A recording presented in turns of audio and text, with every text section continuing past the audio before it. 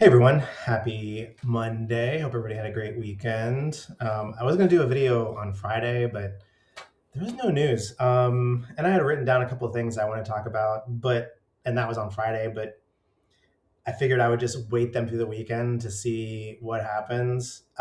Just in case you're interested, I had uh, the fake polls that were put out that put DSA candidates much closer or over other candidates, only to come out and say, sorry, we were just making fake polls because we wanted to see how they impacted public sentiment. Um, at this point, by the way, I just assume all the polls are like that. Generally speaking, I think polls, I would say the only reason why, just my personal opinion, why polls are put out is to actively influence the elections in which those polls are talking about. Um, because the psychological impact of seeing your particular candidate polling so poorly um, will make you or may make you not even show up to vote for said individual. If you think that someone is so far behind, you then say, well, what is my vote going to do? How is it going to change anything? And you just don't go out. I honestly think that green candidates and libertarian candidates would probably do better if polling didn't exist. So I think polling in general just um, suppresses voters who would otherwise turn out to vote.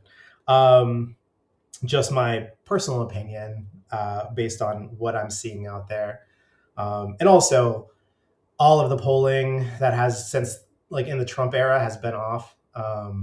The 2016 polling was the aggregate average was correct, but you can't use national polling to see the outcome of an election because we leverage the electoral college.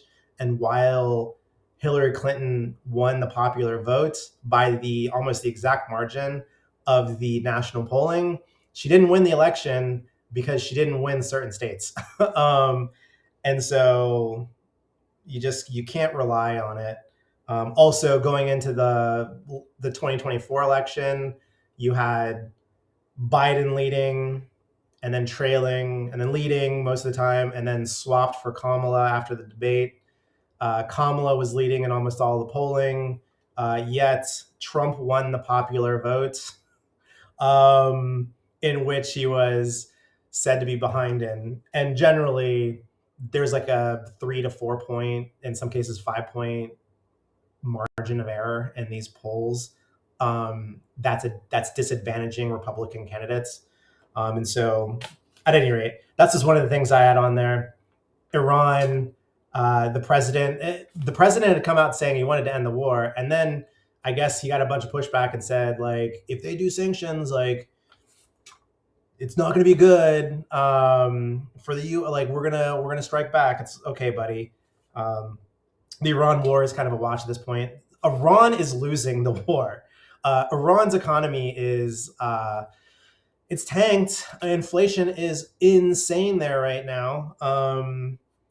And we've done just about everything except for take out their critical infrastructure, which I'm pretty sure is the reason why we're relying on, or we pulled back and we've gone to sanctions and financial based kind of actions, because taking out all of their bridges, their electrical power plants, and other things uh, is more of a last resort. It is what it is. The other one was Joe Rogan and Chris Williamson. Or Joe Rogan had Chris Williamson on. They were talking about the Hunter Biden being on, and specifically the segment I watched was about the laptop. And Joe Rogan goes on to say that the laptop, like the data on the laptop, was planted there, or it wasn't like these conspiracy theorists. And I like Joe Rogan. I don't have anything necessarily negative to say about Joe Rogan in general outside of this particular thing. Joe Rogan likes to go on like a conspiracy bent on most of the things. I think it's great for conversation, but when you're talking about things that have fact behind them, and then you want to go into this conspiracy route, this is the same thing with like Candace Owens talking about Charlie Kirk's assassination. Um, it's like when there's so many facts out there, like when you're pushing conspiracy theories, like it's just kind of annoying.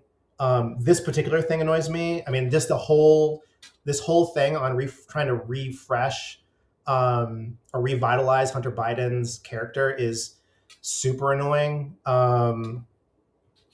It's at any rate, they were talking about the laptop. Joe Rogan goes on to say, imply that the data wasn't real, and like, was it really like, was it there? Was it Hunter Biden? It's like you have the guy at the shop, right? Who Joe Rogan's like casting all this doubt on, but you have the guy in the shop, um, who provides the laptop uh, to the FBI. The FBI had the laptop for quite a while. They had it before the election. The FBI and or other intelligence agencies know that it's out there, create an entire narrative to social media networks to pre-bunk the Hunter Biden laptop story because they know it's coming out and it's going to leak, and they want social media to essentially wipe it off of all social media by going out and creating this fictitious scenario where the president's son has a laptop that's found somewhere and essentially described the entire Hunter Biden laptop fiasco to a T and then said, this is fake, this is how we deal with it. And then when it actually happens, they were already primed to block the story. So the fact that Joe Rogan is out there, even like lightly implying that this stuff is fake is like, it's just frustrating to no end, especially as it relates to Hunter Biden's like his entire like media appearances right now are just ridiculous. I guess he was just on Bill Maher. I haven't taken a look at that yet. Like, why is he on Bill Maher? Like, why is he all over the place? Like, what are we even doing here? The other one was Hasan Piker and Hasan Piker is supported by Rogan. So you have all of these Democrats that are trying to distance themselves from Hasan Piker, and then you have Rogan going on saying, "No, like we should be bringing more people into. We should have an open tent and be bringing people in and all this other stuff." And it's the most absurd thing ever. For one simple fact, Republicans are not given the same kind of long leash that Democrats are giving to, or for this entire thing, just in general. Like, if a Republican were to have a KKK member that they brought onto the stage to campaign with them, that person's career would be over. The campaign would be done.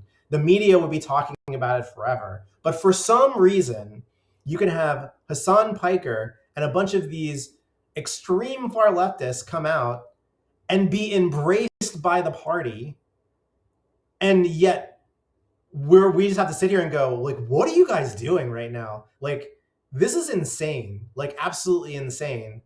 And like, and they're just like, oh, we gotta have a big tent. We gotta have a big tent. Like, again, not that not that white supremacists only support Republicans, because they definitely support Democrats.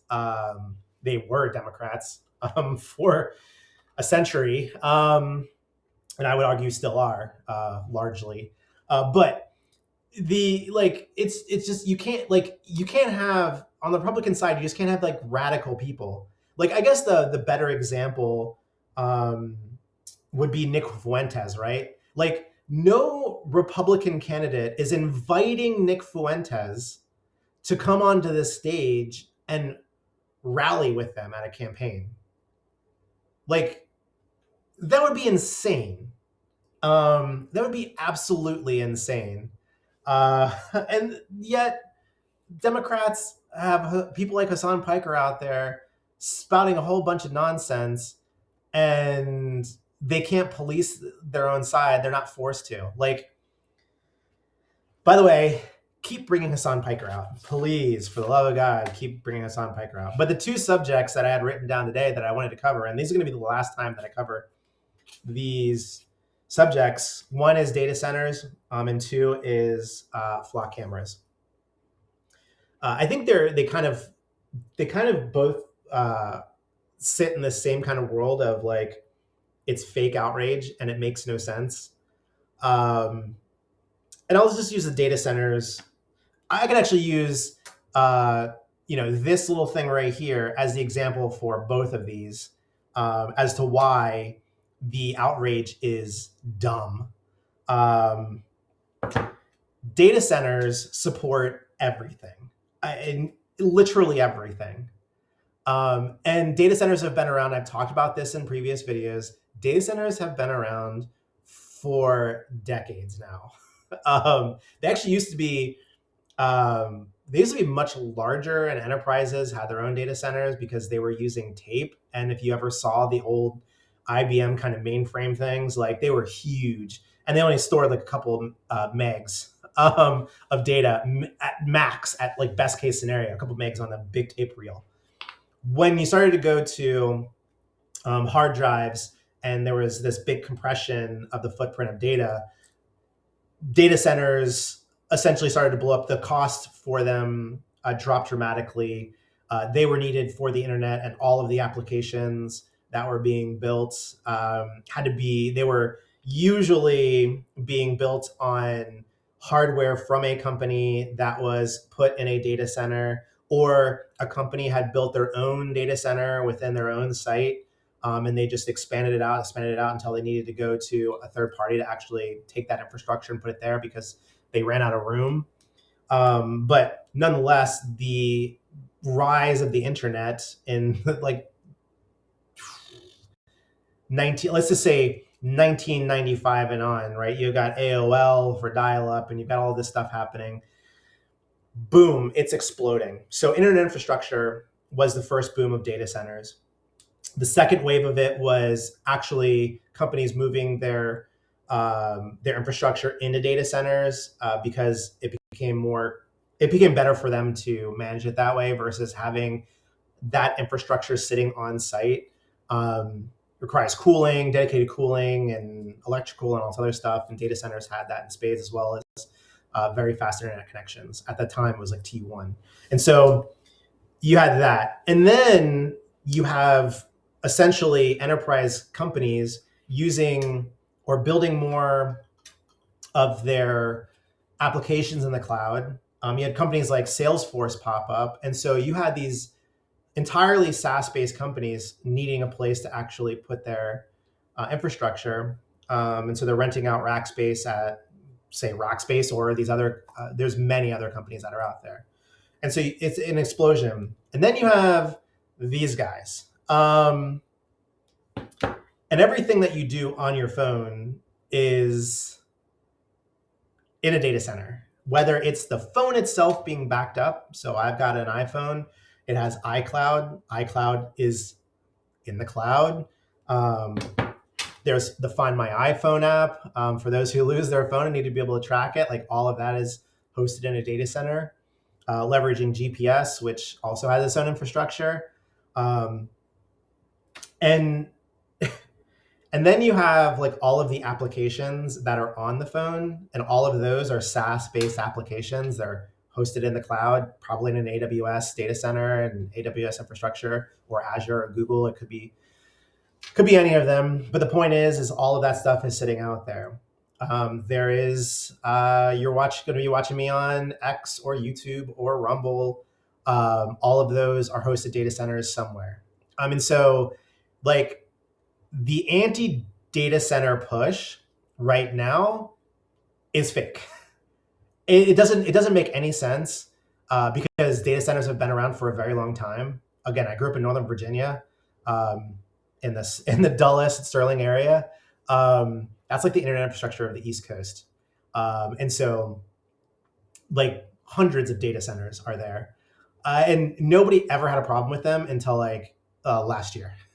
And the only reason that people have a problem with them are because most of the CEOs are aligned with Trump. So it started on that side, and then it it's the FUD got, I would say, more specific to say, oh, it's raising your electricity rates, or oh, it's polluting your water, things that generally are not true.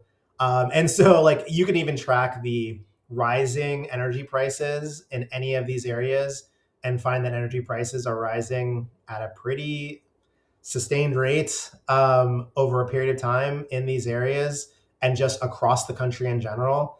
It has more to do with more demand being put on these on the electrical grid and having to build that out and support it than it has to do with any data center that's popping up. And by the way, almost every data center that's being built now has its own energy infrastructure that they're building separate to support that actually doesn't require any energy from the grid. This is why, by the way, you can look at jet turbines, which are the preferred energy source for these data centers. They're way behind on building energy turbines because all these data centers are buying up inventory and buying up future production. You can also look at Spirit Airlines going out of business. The planes are getting scrapped. The engines in those planes are worth more than the planes are, and they're being repurposed as jet turbines for data centers. You have, 3 Mile Island getting lit back up so it can power a data center. That's private funding. And again, so all of this stuff around data centers is just ridiculous. And I just find the irony of people complaining about data centers by posting about it online. Like, it's kind of funny, honestly. It's just kind of funny. It's like, do you not see what you're doing here? Which is the same thing. It's like when people complain about oil and they're like, oh, like, we need to get rid of fossil fuels. Well, you're going to move out of your house. You're going to sell your car. You're going to get rid of your clothing. You're going to throw out your contacts if you wear glasses. Like, all of this stuff is made from oil. All of it, unless you're wearing like 100% cotton. And even then, the stitching itself, the thread used in the stitching of cotton clothing may be actually a polyester or a blend because it's stronger. Again, like, the arguments for this stuff are just kind of ridiculous. And the same thing goes into flock, right? Like, and again, I'll use this bad boy as the perfect example of why the flock argument is ridiculous. I mentioned this on another video, but there was I think it was like 2 weeks ago, Tim Pool was talking about flock and was like losing his mind, talking about like, oh, they're tracking everything and blah, blah, blah, blah. And then my response was like, dude, I used to work for a geolocation ad serving company. And so the apps on your phone give location data as to where you are.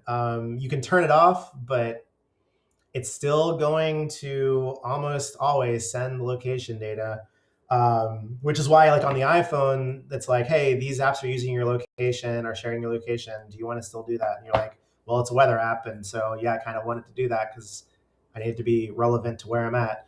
But at any rate, there's within that. So you have an app, you open that app, it sends out a ping that says, hey, this device is at this location. The company I work for would then serve an ad based on that. And so, like, if you're close to a Taco Bell, it would serve you a Taco Bell ad. Or if you're, in a Walmart or within a certain feet of Walmart, it would serve you an ad. It would also access your location and create profiles for you. And by the way, this isn't unique to this particular company I used to work for. This is how every company works. There are companies that take in that data to create profiles, third-party companies that just specialize in that. And they also anonymize the data because of all these data privacy regulations, which are easily worked around. At any rate, then it would create profiles. So like you're a parent, you got to drop your kid off at school. So it's ping. It knows that you went to the school at this time. The only reason you go to school is because you're a parent. Oh, then after that you went to the grocery store, and then after that you went to let's say um, you went to like a fitness studio or something like that. So then it would classify you under all these things. It would say, oh, you're a parent, and you fit in the parenting category. So you dropped a kid off at elementary school, so we know that these products are probably things that you're looking at. And then the other thing would be like, by the way, that freaking it just will not stay. But at any rate, it would take your location, use it to essentially apply it to audiences. And then other companies buy those audiences because they're like, oh, this audience is an audience that is relevant to my brand. And then they buy access to that audience to then to then target these people with advertising that's relevant to them based on their real world visit history or the real world travel. And so flock cameras, the core of what they do and the core of that technology, which again, a lot of other companies use, um, is license plate readers, LPRs. And so all they're doing is license plate reading and then capturing additional information and then putting it together to say this vehicle with this description was in this area at this time. Now, should anybody be concerned about that? Probably not. Yeah, are there cases where it's been, I would say, used inappropriately? There is a case here in North Carolina, I believe, where a police officer like stalked an ex-girlfriend, leveraging Flock. Now, should that be allowed? Absolutely not. Is that person being prosecuted? Yes, he is. Did that person lose his job? Yes, he did. And so, like, while people bring up these scenarios, like Flock is way more accurate than humans are. If we got to a point where Flock had a bunch of red flags that weren't actually accurate, and the statistical like nature of their red flags was higher in an error rate than a human being, like, yeah, we probably don't want to be using this technology, or we probably need to work with this vendor to make this thing way more accurate. But that's not the case. The case is that somebody is in a vehicle that got flagged, and that person that's in the car might be innocent of whatever, but the person that actually owns that car, not so much. And so you have cases of like, I've dealt with this before, which is where I won't go too deep in the story, but the point is, I thought my car was stolen. I went to the police after searching for my car for like 2 hours. This is when I was in New York City. I just assumed it was stolen. And I went to the police and I was like, "Hey, I need to make a police report because my car has been stolen." And they're like, "Are you sure?